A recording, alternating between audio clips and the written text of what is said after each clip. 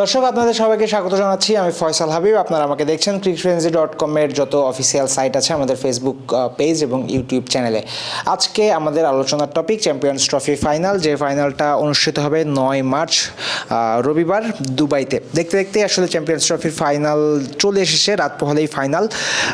সেই ফাইনালে কোন দলের সম্ভাবনা কতটুকু? Bharat back to back ICC trophy জিতছে নাকি নিউজিল্যান্ড চ্যাম্পিয়ন্স ট্রফিটা জিতবে, সেটা নিয়ে আমরা আলোচনা করার চেষ্টা করব। শুরুতে যদি বলি 8 দলের টুর্নামেন্টে সেরা 2 দল ফাইনালে এসেছে কিনা, তাহলে আমার নির্দ্বিধায় বলতে হয় হ্যাঁ, সেরা 2 দলই এসেছে ফাইনালে। ইন্ডিয়া যে কোনো টুর্নামেন্টেই ফেভারিট হয়ে মাঠে নামে, এই টুর্নামেন্টেও তারা ফেভারিট ছিল এবং উপরন্তু তারা যেই সুযোগ সুবিধাগুলো পেয়েছে এবারে টুর্নামেন্টে কোনো ট্রাভেল করতে হয়নি, একই মাঠে পরিচিত পিচে খেলেছে। সব মিলিয়ে ইন্ডিয়া স্বাভাবিকভাবে প্রত্যাশিতভাবে আমার মনে হয় ফাইনালে এসেছে। বাকি দলগুলোর মধ্যে নিউজিল্যান্ড সবচেয়ে বেশি ব্যালেন্সড টিম ছিল বলে আমার মনে হয়। নিউজিল্যান্ড টিমে ব্যাটিং ডেপথ অনেক বেশি। নিউজিল্যান্ডের স্পিনাররা কোয়ালিটি স্পিনার, বিশেষ করে ব্রেসওয়েল এবং স্যান্টনার দুর্দান্ত বোলিং করেছেন এবং একই সাথে নিউজিল্যান্ড পেসাররাও অন্যান্য দলের পেসারদের মতো খুব বেশি মার খাননি বলেই নিউজিল্যান্ড কিন্তু ফাইনালে গেছে। রমজানের বাজারের লিস্টে ইসপি আছে তো? এমনকি আমার মনে হয় ফাইনালে যে 2 দল গেছে, 2 দল একই রকম, জাস্ট মিররের মিররের প্রতিবিম্ব। আয়নার সামনে দাঁড়ালে আপনাকে যেমন লাগবে ইন্ডিয়া নিউজিল্যান্ডের মধ্যে আমার একই রকম মনে হচ্ছে। কারণ আপনি যদি 2 দলের কম্প্যারিজনে যান, তাহলে ইন্ডিয়ার যে ব্যাটিং লাইন আপ তার সাথে নিউজিল্যান্ডের ব্যাটিং লাইন আপ খুব বেশি পার্থক্য নয়। 2 দলের ব্যাটিং লাইন আপই খুব বেশি শক্তিশালী। ইন্ডিয়ার ব্যাটিং লাইন আপ রোহিত আছেন, গিল, বিরাট, আইয়ার, যারা আছেন তাদের প্রতিপক্ষ হিসেবে যখন আপনি নিউজিল্যান্ডের ব্যাটিং লাইন আপের দিকে তাকাবেন, উইলিয়াং, Rachin Ravindra, Kane Williamson, Tom Latham, Daryl Mitchell, Glenn Phillips, কোনো ব্যাটারকে আপনার মনে হবে না যে ইন্ডিয়ার ব্যাটারদের টক্কর দিতে পারে না। সুতরাং ব্যাটিংয়ে 2 দলই সমানে সমান। স্পিনেও ইন্ডিয়া হয়তো বা সামান্য এগিয়ে থাকবে। ইন্ডিয়ার পেসাররা যদি 20 হয় তাহলে ইন্ডিয়ার স্পিনাররা যদি 20 হয় তাহলে নিউজিল্যান্ডের স্পিনাররা কিন্তু 18 বা 19-এর কম হবে না। বিশেষ করে যেমনটা আগেও বলেছি, স্যান্টনার এবং ব্রেসওয়েল দুর্দান্ত করছেন, তাই স্পিনেও 2 দল একটু হয়তো বা ইন্ডিয়া 20, নিউজিল্যান্ড 19, পেসে আবার নিউজিল্যান্ড 20 যদি হয় তাহলে ইন্ডিয়া 19। সুতরাং 2 দল শক্তিমত্তায় একই রকম এবং যেহেতু 2 দল শক্তিমত্তায় একই রকম এবং ম্যাচটা যেহেতু ফাইনাল, এই কারণেই আমি বলবো নিউজিল্যান্ডের সামান্য হলেও একটা সম্ভাবনা থাকছে।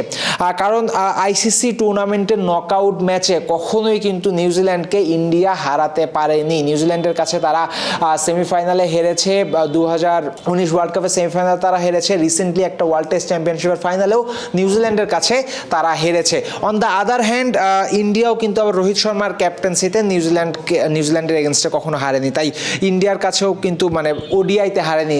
রোহিত শর্মার ক্যাপ্টেন্সিতে নিউজিল্যান্ডের এগেনস্টে ওডিআইতে হারেনি। লাস্ট যে 2023 ওয়ার্ল্ড কাপ ছিল, সেই ওয়ার্ল্ড কাপের সেমিফাইনালেও কিন্তু ইন্ডিয়া নিউজিল্যান্ডকে হারিয়েছিল। তাই 2 দল এখানেও মোটামুটি সমানে সমান আছে। বাট ওই যে বললাম, নিউজিল্যান্ডের কিছু প্লাস পয়েন্ট আছে। 1 নম্বর প্লাস পয়েন্ট সেটা হলো যে এটা একটা নকআউট ম্যাচ, ফাইনাল ম্যাচ। ওই নির্দিষ্ট দিনে যে ভালো খেলবে সেই আসলে ট্রফিটা জিতে যাবে। সো 2 দলই আদতে 50-50 একটা সিচুয়েশনে আছে।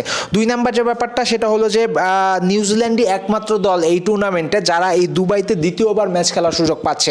যেহেতু নিউজিল্যান্ড আগে একবার দেখে এসেছে, মাঠ বুঝেছে কি ধরনের স্ট্র্যাটেজি তাদের সাজাতে হবে, তাই নিউজিল্যান্ডের জন্য এই ম্যাচটা গ্রুপ পর্বে যে ম্যাচ ছিল ইন্ডিয়ার এগেনস্টে, ওই ম্যাচের তুলনায় খানিকটা সহজ হবে, তাদের স্ট্র্যাটেজি সাজাতে খানিক সুবিধা হবে বলে আমার মনে হয়। 3 নাম্বার যে ব্যাপারটা সেটা হলো New Zealand they are in a very good sync. তারা খুব পুরো দল হিসেবে খুবই ভালো মতো পারফর্ম করছে। সবাই নিজ নিজ যে দায়িত্বটা সেটা কিন্তু পালন করছে। নিউজিল্যান্ডের ব্যাটিং লাইন আপ দুর্দান্তভাবে ক্লিক করছে। বোলাররা ভালো ব্যাটিং উইকেটেও রান খুব একটা কনসিড করছে না। এই দিকগুলো নিউজিল্যান্ডকে সাহস যোগাবে। অন দ্য আদার হ্যান্ড ইন্ডিয়ার জন্য তাদের স্পিন অ্যাটাক অবশ্যই প্লাস পয়েন্ট এবং এক্সপেক্টর হিসেবে থাকবে। ফাইনালেও তারা 4 জন স্পিনার খেলাবে বলে মনে হচ্ছে এবং মিডল ওভারে অর্থাৎ 11 থেকে 40 ওভার, এই 30 ওভারের মধ্যে ইন্ডিয়ান স্পিনাররা প্রতিপক্ষকে এমনভাবে চেপে ধরে, এমনভাবে আঁকড়ে ধরে সে প্রতিপক্ষ আসলে নড়ার চড়ার সময় পায় না। এই জায়গায় খুব বেশি দ্রুত রান তুলতেও প্রতিপক্ষের সমস্যা হয়।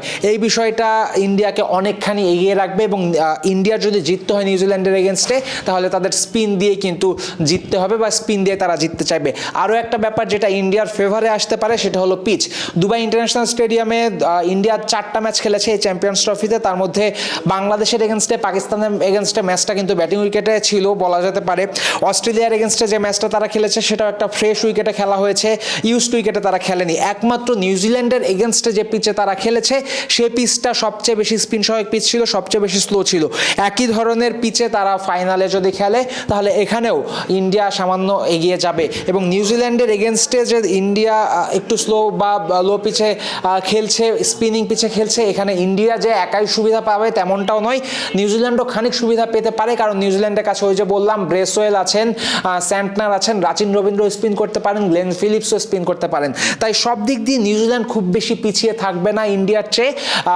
বরং যেহেতু আইসিসি টুর্নামেন্টের নকআউট ম্যাচ, যেহেতু ফাইনাল দুই দলই হতে পারে, 50-50 সিচুয়েশনে আছে এবং এই টুর্নামেন্টে ইন্ডিয়াকে হারাতে পারবে বা ইন্ডিয়াকে হারাতে সক্ষম এই ধরনের শক্তিমত্তা আছে যদি কোনো দলকে আপনি বলেন তাহলে সেটা নিউজিল্যান্ডকেই বলতে হবে। সো আমি যদি শেষ করতে যাই তাহলে বলতে হবে যে দুই দলই সমান সমান শক্তিমত্তা সম্পন্ন দল এবং টুর্নামেন্টের সেরা দুই দলই ফাইনালে গেছে। এখন শুধু মাঠে নামার পালা। মাঠে নেমে ওই নির্দিষ্ট দিনে যে দল ভালো করবে সে দলেরই আসলে আইসিসি চ্যাম্পিয়ন্স ট্রফি জেতার কথা। তবে কোন 11 জন মাঠে নামবে এটা নিয়েও আপনাদের মনে প্রশ্ন থাকতে পারে। আমার মনে হয় না ভারতের একাদশে খুব বেশি পরিবর্তন আসবে। ভারত তাদের যে লাস্ট দুই ম্যাচে যে একাদশ তারা খেলিয়েছে নিউজিল্যান্ড এবং অস্ট্রেলিয়ার এগেনস্টে, সেমিফাইনালে যে একাদশ তাদের খেলেছে সেই একাদশ নিয়েই তারা মাঠে নামবে। এই ক্ষেত্রে বরুণ চক্রবর্তী খুবই বেশি এক্স ফ্যাক্টর হিসেবে থাকবেন বা বরুণ চক্রবর্তী প্রতিপক্ষের জন্য সবচেয়ে বড় থ্রেট থাকবেন। বাট বরুণ ছাড়া অন্যান্য স্পিনাররা কিন্তু খুব যে ভালো করেছেন ইন্ডিয়ার হয়ে লাস্ট দুইটা ম্যাচে তেমন কিন্তু নয়। কুলদীপ, আকসার এবং রবীন্দ্র জাদেজা এই তিনজনকেই কিন্তু আরেকটু বেশি উইকেট তুলে নেওয়ার ব্যবস্থাটা করতে হবে। কারণ ইন্ডিয়ান স্পিনাররা ইকোনমিক্যাল হচ্ছেন ঠিকই কিন্তু উইকেট পাচ্ছেন না। উইকেট নেওয়ার মেইন কাজটা কিন্তু পেসাররাই করছেন। অন দ্য আদার হ্যান্ড নিউজিল্যান্ডের একাদশেও খুব বেশি পরিবর্তন আসবে বলে মনে হয় না। ইনফ্যাক্ট নিউজিল্যান্ডের পরিবর্তন করার তেমন কোনো জায়গা নাই, তেমন কোনো প্লেয়ার নাই যে পরিবর্তন করতে পারবে। আপনারা যদি খেয়াল করে দেখেন তাহলে নিউজিল্যান্ড কিন্তু প্রতি ম্যাচে 3 জন পেসার নিয়ে নেমেছে, তার সাথে 2 জন স্পিনার, একজন স্যান্টনার, একজন ব্রেসওয়েল এবং 3 জন পেসারের মধ্যে 2 জন সবচেয়ে ভালো কাজে লাগছেন। জেমিসন যেদিন থেকে এসেছেন ভালো বোলিং করছেন, ইন্ডিয়ার এগেনস্টে জেমিসন সবসময় ভালো করেন, তার সাথে ম্যাট হেনরিও ভালো করছেন। বাট উইলিয়াম ওরুক তিনি খুব ভালো ফর্মে নাই।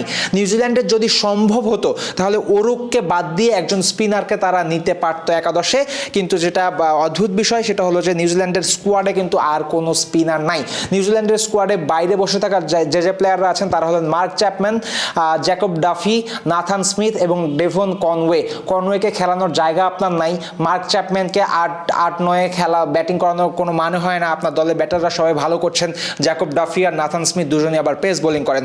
তাই আমার মনে হয় নিউজিল্যান্ডের কাছে যদি ওই একজন স্পিনার থাকতো নিউজিল্যান্ডের স্কোয়াডে তাহলে নিউজিল্যান্ড আর ইন্ডিয়া একেবারে টক্কর কাঁধে কাঁধ মিলিয়ে লড়তে পারতো। বাট যেহেতু নিউজিল্যান্ডের কাছে স্পিনার একটু কম, নিউজিল্যান্ড যেহেতু স্পিনটা ভারতের চেয়ে, নিউজিল্যান্ডের ব্যাটাররা যেহেতু ভারতের ব্যাটারদের চাইতে স্পিন একটু কম স্বাচ্ছন্দ্যে খেলে, তাই ইন্ডিয়া একটু এগিয়ে যাবে, নিউজিল্যান্ড একটু পিছিয়ে থাকবে। আমার মনে হয় অঙ্কের হিসেবে আমি যদি ব্যাখ্যা করতে চাই তাহলে India has 55% chance to win this match, on the other hand New Zealand has 45% chance to win this match. But overall একটা খুবই কম্পিটিটিভ ম্যাচ হবে বলে আশা করছি এবং একই সাথে আশাবাদ ব্যক্ত করছি ফাইনালের পরে আবার আপনাদের সাথে দেখা হবে। ততক্ষণ পর্যন্ত সবাই ভালো থাকবেন, সুস্থ থাকবেন, ক্রিক ফ্রেন্ডসের সাথেই থাকবেন। যদি ক্রিকেট রিলেটেড সবশেষ খবর সবার আগে জানতে চান।